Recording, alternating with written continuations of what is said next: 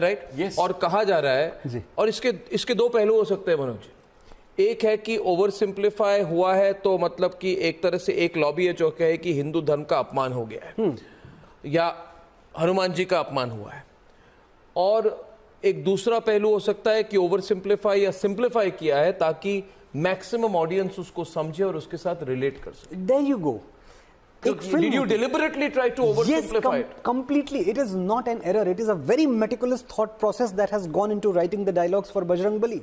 And for all You've made it simple deliberately. We have made it simple because we have to understand one thing.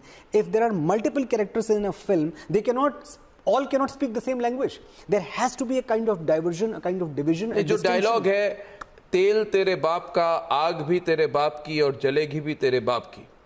अब ये जो dialogue है जो हनुमान जी ने कहा है लंका दहन के सीक्वेंस में, तो लोग कह रहे हैं ये बहुत एक तरह से भड़कालू है और ओवर सिंप्लीफाइड है। क्या हनुमान जी ऐसी भाषा का कभी प्रयोग कर सकते हैं? देखिए, हम सब रामायण को कैसे जानते हैं अर्नब?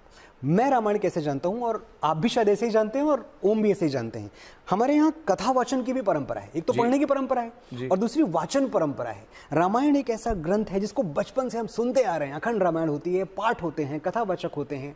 मैं एक छोटे से गांव से आया हूं। हमारे यहाँ दादियाँ नानियाँ जब रामायण की कथा सुनाती थी तो ऐसे ही इसी भाषा में सुनाती थी।